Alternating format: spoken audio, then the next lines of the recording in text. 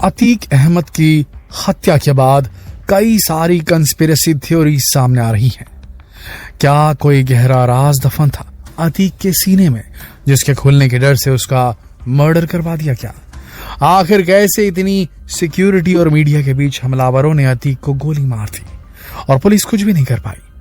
क्या यह किसी बहुत बड़ी साजिश का हिस्सा था? किसके इशारे पर हुई अतीक की हत्या? आज की वीडियो में हम अतीक और अशरफ के मर्डर से जुड़े कुछ ऐसे राज आपके सामने रखने वाले हैं जिन्हें जानकर आपका दिल दहल जाएगा। तो बस बने रहिए वीडियो के अंत तक। 15 अप्रैल दिन शनिवार रात के 10 बज रहे थे। माफिया सरगना अतीक और उसके भाई अशरफ को रूटीन चेकअप के लिए प्रयागराज के कॉलविन हॉस्पिटल लाया गया था। जैसे ही अतीक के अस्पताल पहुंचने की खबर मिली, मीडिया पर्सन वहां पर जुटने शुरू हो जाते हैं, क्योंकि बेटे के एनकाउंटर के बाद पहली बार अतीक मीडिया के सामने आ रहा था। पहले पुलिस जीप से अशरफ को उतारती है, फिर पुलिस सहारा देकर अतीक को उतारती है। इस दौरान दोनों के हाथों में पुलिस की हथकड़ी थी, जिसके चलते एक दूसरे से बंधे हुए थे। जैसे पुलिस दोनों को लेकर आगे बढ़ती है तो फिर मीडिया अतीक अहमद के बेटे असद के एनकाउंटर और उसके जनाजे में अतीक के शामिल न होने पर सवाल पूछना शुरू कर देती है। इसी बीच अशरफ ने कुछ जवाब देने की कोशिश की। अशरफ के मुंह से बस इतना ही निकला, मेन बात यह है कि गुड्डू मुस्लिम। तभी अचानक से एक फायरिंग की आवाज आती है और अतीक गिर पड़ता है। अतीक को गोली लगते ही अशरफ मुड़कर देखता है, तभी उसे भी गोली लगती है और वो भी गिर जाता है। इसके बाद ताबड़तोड़ ऐसी गोलियां चलने लगती हैं जैसे पटाखे चल रहे हों। फिल्मी स्टाइल में हुई इस फायरिंग में 10 सेकंड के अंदर ही खेल खत्म हो जाता है।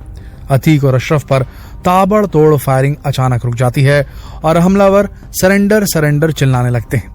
उन्होंने अपने हथियार जमीन में फेंक दिए थे। इसके बाद पुलिस एक्टिव हुई और 2 लोगों को पकड़ लेती है।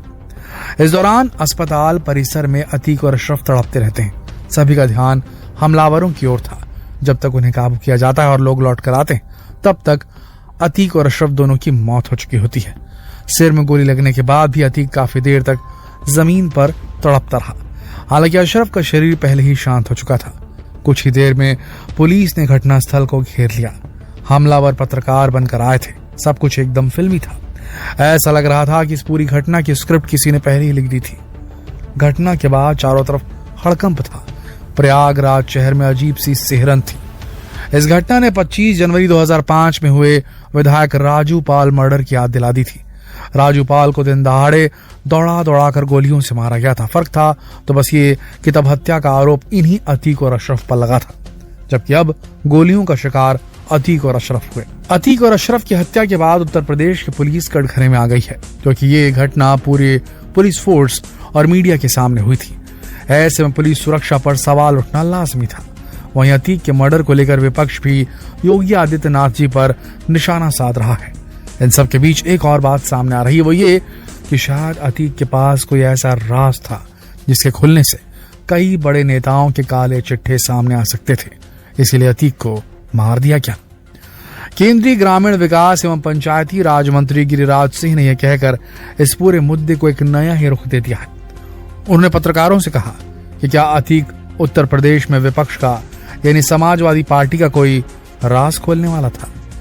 अब जांच के दायरे में है कि उसकी मौत क्यों और कैसी हुई। उन्होंने कहा कि इस पूरे मामले के 2 पक्ष हैं, जो एक आप उठा रहे हैं और दूसरा पक्ष जांच में पता चलेगा।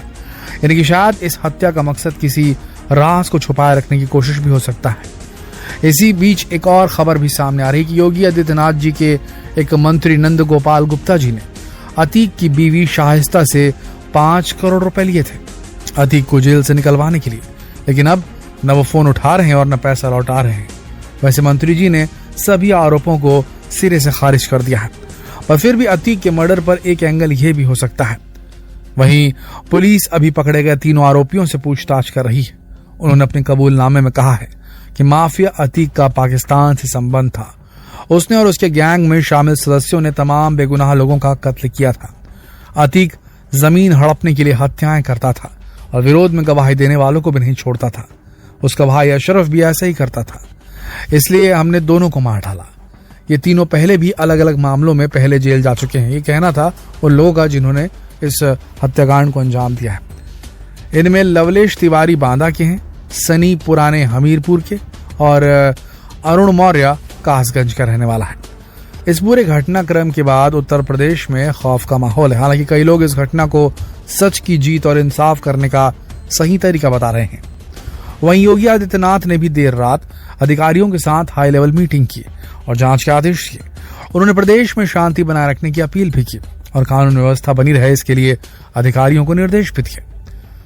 माफिया अतीक अहमद और उसके भाई खालिद अजीम उर्फ अशरफ को रविवार रात 8:25 पर सुपुर्द खाक कर दिया गया। कड़ी सुरक्षा के बीच दोनों के शवों को अगल बगल दफनाया गया। अब इस पूरे केस ने देश में एक नई राजनीतिक बहस को छेड़ दिया है। नेता अलग अलग टीवी चैनलों पर डिबेट कर रहे हैं और एक दूसरे के खिलाफ आग उगल रहे हैं। कुछ का कहना है कि योगी सरकार में पुलिस अल्पसंख्यकों को चुन चुन कर मार रही है। प्रदेश की कानून व्यवस्था एकदम बदहाल है। वहीं कोई विपक्ष के छुपे हुए राज को बाहर लाने की बात कर रहा है। उसी पर हमारा मीडिया भी अपनी टीआरपी बढ़ाने में लगा हुआ है। कुल मिलाकर हर पार्टी इस मर्डर का फायदा उठाने के मूड में नजर आ रही है। वहीं कई लोगों का मानना है कि अगर उत्तर प्रदेश में पुलिस को न्याय करने का यही तरीका है तो फिर यहाँ कोर्ट और अदालत की जरूरत ही नहीं है, क्योंकि ऐसे में ये सब बेईमानी हो जाते हैं।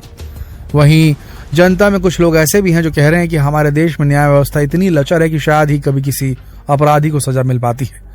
कोर्ट में सालों मुकदमे चलते हैं, उसके बाद भी न्याय नहीं मिलता।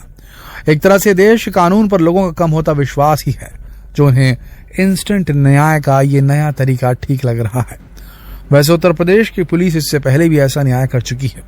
आपको विकास दुबे एनकाउंटर तो याद ही होगा, जहां रास्ते में गाड़ी पलट गई और भागने की कोशिश में पुलिस को एनकाउंटर करना पड़ा। अब इस बार गाड़ी तो नहीं पलटी, पर जो होना था वो हो ही क्या। जिस दिन से अतीक को गिरफ्तार किया गया था वो भी बार बार अपने एनकाउंटर के बारे में बोल रहा था, यानी कि उसे अपना अंजाम पहले से ही पता था। अब इस केस में पुलिस का क्या पक्ष है ये तो जांच में ही सामने आएगा। कई नेताओं ने मांग की है कि इस केस की जांच के लिए अलग से कमेटी गठित की जानी चाहिए ताकि इस केस की निष्पक्ष जांच हो सके।